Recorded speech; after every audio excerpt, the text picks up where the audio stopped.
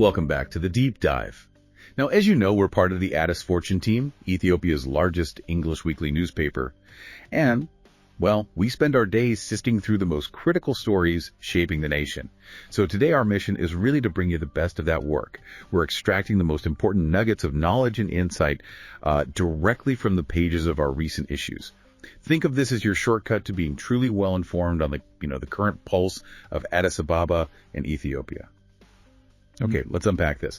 From the bustling streets of Addis to the highest echelons of the central bank, we've pulled out some really fascinating and impactful stories for you today. Yeah, and what's so interesting here is how these different reports, from street-level observations to these high-level policy discussions, they really paint a comprehensive picture. Ethiopia's current landscape, its aspirations, it's all in there. The sources really show a dynamic nation, one in rapid transition, navigating both incredible opportunities and some pretty complex challenges across economic, social, infrastructure fronts. It's a rich tapestry, like you said. Understanding each thread is key. Exactly. So first up, let's dive into some major shifts in Ethiopia's economic landscape, straight from the pages of Fortune. We're talking central bank policy, national finances, even a landmark bank listing. What did our reporting uncover about this mix of, bold reforms and these persistent challenges? Well, the key takeaway here is Ethiopia's central bank, under Governor Mamomira II, is pushing really aggressively for financial stability. Our reports highlight a significant shift. They've hiked the policy rate to 15% and the lending rate to 18%. That signals a definite tightening of monetary policy. Okay, tightening. And what does that mean practically? Crucially, it means an end to the direct monetization of fiscal deficits. Essentially, the central bank will no longer be, directly printing money to cover government spending. That's a foundational step towards greater autonomy, building trust in their ability to control inflation. It's huge. That does sound like a fundamental change. What kind of impact are these reforms having so far? Anything visible? The most striking result, an impressive surge in foreign exchange reserves. They've nearly tripled, now covering 2.7 months of imports. That's a significant jump. Wow, tripled. What's driving that? It's driven by strong external sector performance. Export revenues, think coffee, gold, electricity, floriculture, they doubled to $5.3 billion in just one quarter. Remittance inflows also saw a healthy 22% rise, hitting $5.1 billion. Plus, they've revised foreign exchange directives to try and curb capital flight, capping advance import payments, things like that. So tackling it from multiple angles. Exactly. And beyond that, the central bank is actively modernizing, revising bank laws to allow foreign bank entry, even granting the first mobile money license to a foreign investor, digital overhauls, regulatory improvements. It's a lot. Okay, that's a lot of impressive numbers, a lot of forward momentum. But you mentioned persistent challenges earlier. What are the biggest headwinds Addis Fortune highlighted? Absolutely. While those gains are certainly laudable, Parliament's Budget and Finance Committee has flagged significant issues. There's still a persistent forex crunch, a widening gap in the parallel market, a black market rate, unattractive deposit rates, liquidity mismatches. These are real problems. And inflation. Inflation, right. Hovering at 14.4% in May. That casts some serious doubt on the central bank's own forecast of single digits for next year. Economist Jerome Ameha, whom we quoted, warns that 2.7 months coverage, while better, is still short of the 3-month international benchmark for stability. He emphasized the need for export diversification. We can't just rely on gold and coffee. Good point. Any other major concerns? Yeah, there are questions about the sustainability of foreign liabilities, like large deposits from Abu Dhabi. We also reported on the controversy around fuel subsidy removal. Some veteran bankers called it economic sabotage. And just plain old bureaucratic bottlenecks are pushing people towards informal remittance markets. It's faster. So the critical question becomes, while impressive gains are being made, what structural shortcomings could still hinder long-term stability and growth? It's not a done deal. Okay, here's where it gets really interesting. Because while the central bank is making these big macro moves, another set of reports from our paper sheds light on how national finances are managed at the ground level. There are some truly eye-opening figures from the Auditor General. Oh, definitely. The Auditor General, Meseret Damti, certainly pulled back the curtain on federal government finances. She did note an improvement in clean audit reports 115 out of 182 institutions, which is up from 73 back in 2014. So progress on paper. But, and this is a big but, the report makes it clear that deep-seated issues remain. A stubborn 85.8% of previous audit flags worth 17.6 billion birr remain unresolved. 17.6 billion just unresolved. Unresolved, yeah.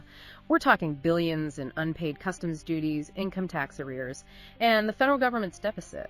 It widened significantly last year. It's projected to be 817 billion birr for the next fiscal year. That's over 42% of projected spending. So despite improvements in the reporting itself, the actual management of funds is still facing major hurdles. Precisely. And a significant point our reporting highlight is the growing skepticism among citizens. The government aims to cover nearly 4/5 of its budget with taxes from the formal sector, but people aren't seeing comparable gains in public goods or, price stability. And according to the Auditor General, that erodes trust. That makes sense. Yeah. Where's the money going then, if not visibly into public services? Well, a huge chunk, 137 billion birr, went to debt servicing. Another 52 billion to recurrent costs like civil servant pay raises. That leaves less for productive services.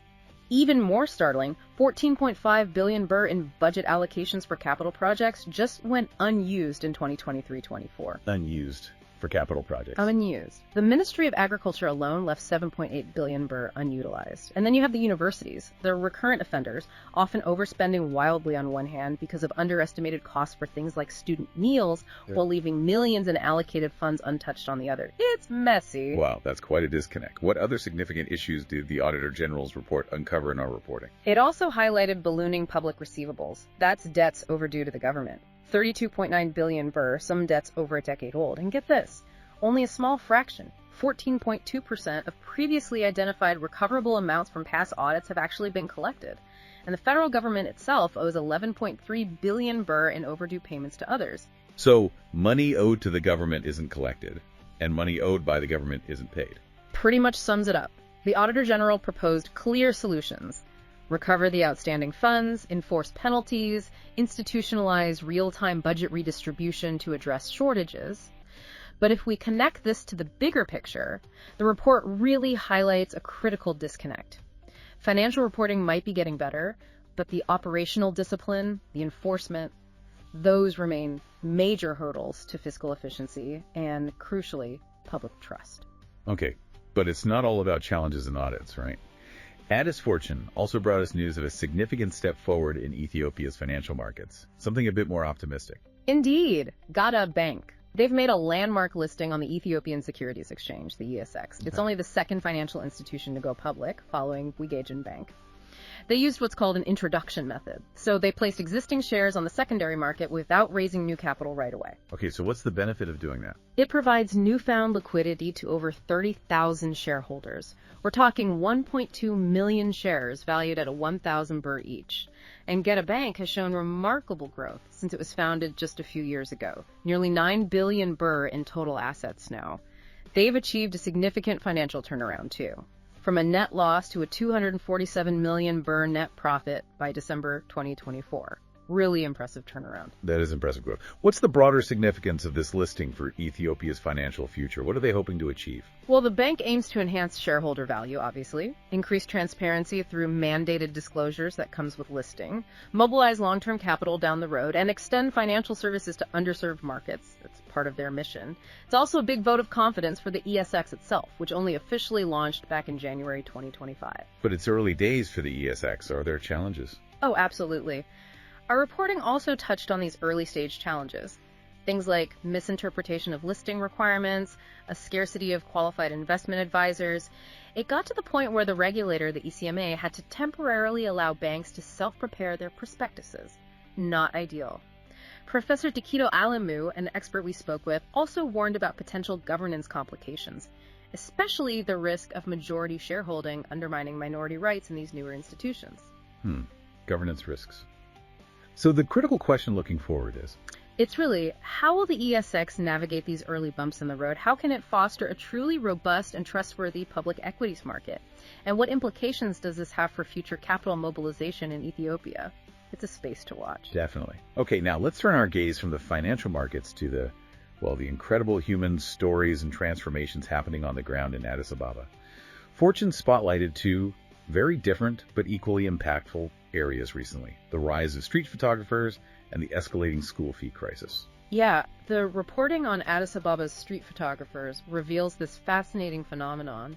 You've got a generation of self-taught, self-funded freelancers. They're really redefining work, memory, and public space in this fast modernizing capital. We heard stories like Abraham Tebque. He went from hauling sacks in Mercado to street photography, started with a cheap secondhand camera, now has pro gear, saves over 10,000 birrs a month. That's quite a jump. It is. Or Nohom Elamahu earns thousands a day sometimes, ambitions of forming a cooperative. Even elder photographers like Eshetu Lemecha, who's been doing it for 2 decades, they're adapting to new digital technologies, new spaces like the Adwa Museum. So it sounds like a vibrant entrepreneurial scene.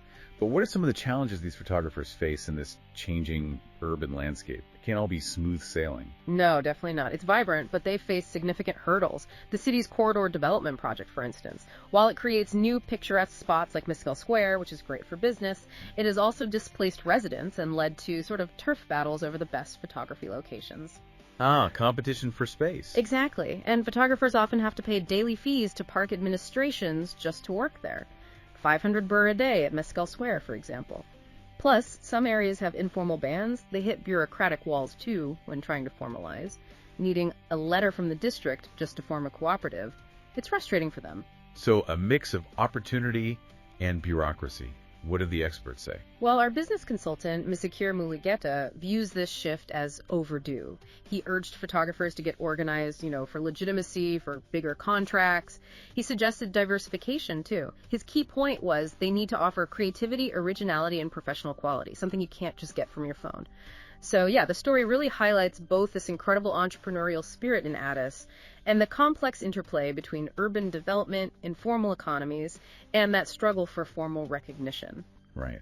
From crafting memories to shaping futures. Our next deep dive from Addis Fortune takes us into the critical issue of education.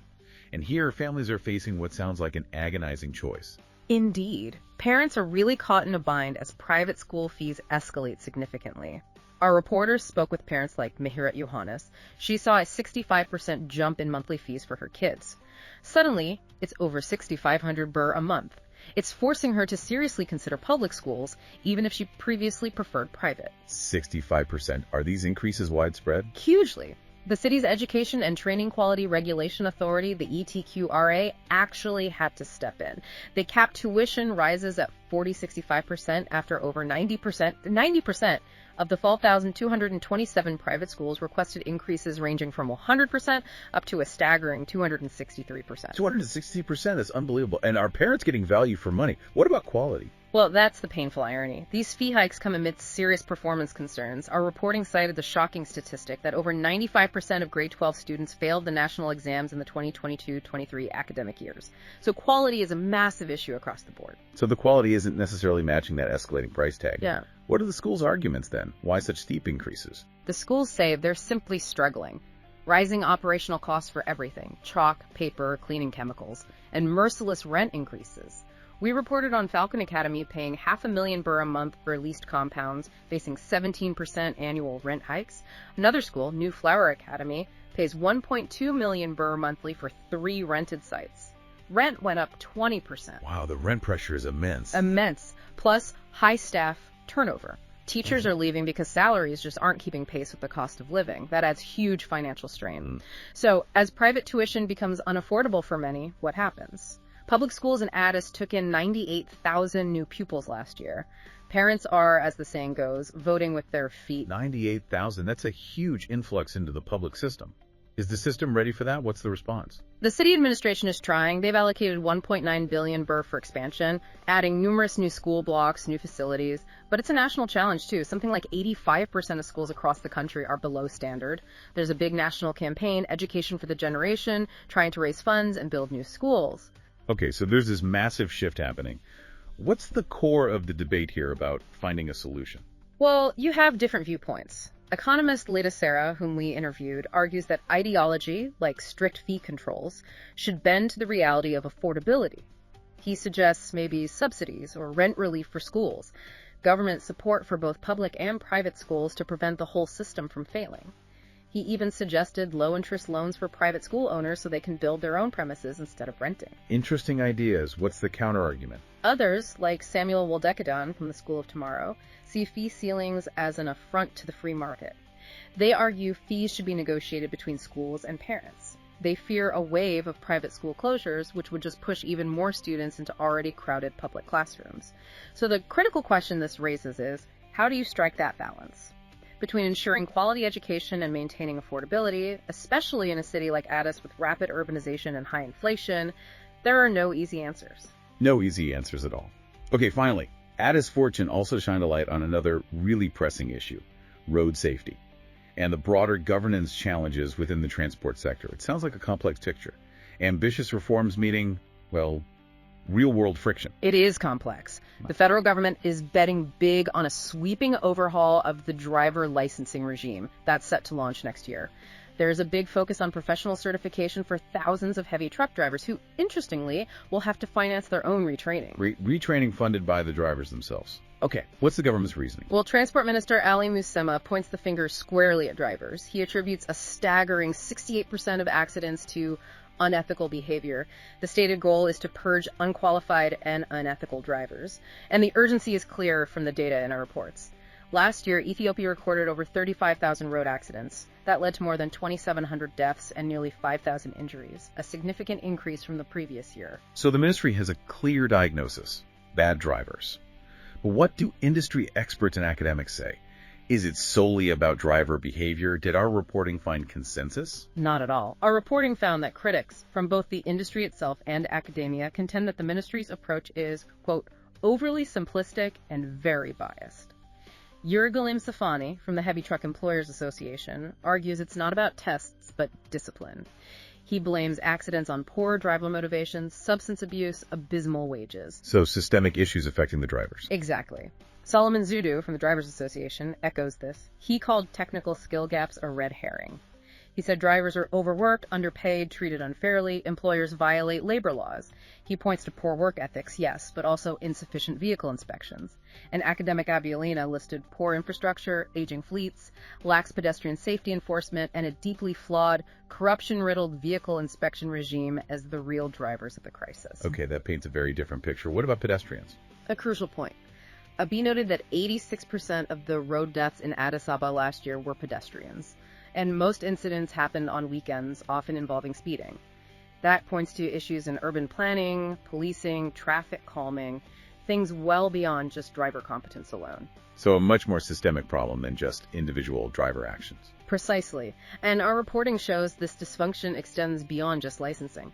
Despite over 90% budget execution in the transport sector overall, structural inefficiencies persist. Chronic power outages disrupting rail transport, for example. Shelved projects due to procurement red tape. Even efforts to eliminate those informal checkpoints on roads have faltered because of regional noncompliance and lack of regulatory teeth. Illicit collections just continue under a different guise. So the fundamental challenge really is? It's this. While driver behavior is undoubtedly a factor, you can't ignore the systemic and underlying issues. These need a much more comprehensive approach if Ethiopia is truly going to improve road safety and efficiency. You can't just blame the drivers and expect things to change dramatically. Right. Okay, so what does this all mean for you, our listener? We've seen from these incredible deep dives into Addis Fortune's reporting that Ethiopia is, well, definitely a country in motion. Dealing with monumental economic reforms, the sheer entrepreneurial spirit of its citizens adapting to these new urban landscapes, the critical struggle for accessible, quality education, and these complex realities of infrastructure and public safety. It's really a testament to the resilience, the dynamism of the people and the policymakers, all grappling with incredibly rapid change. The value here, hopefully, is in seeing these multiple perspectives, connecting the dots, and getting that truly informed view that goes beyond just the headlines. Stepping back yet, the stories from Addis Fortune remind us that beneath those headlines of progress and challenge, there's this constant, intricate dance. It's between high-level policy, the informal economies humming along, and just sheer individual ingenuity. And the ultimate success, it won't depend just on grand plans from the top. It'll depend on the ability to bridge these gaps to ensure that the benefits of progress are actually broadly shared. Thank you for joining us for this deep dive. We hope it's given you a clearer view and some new insights to consider.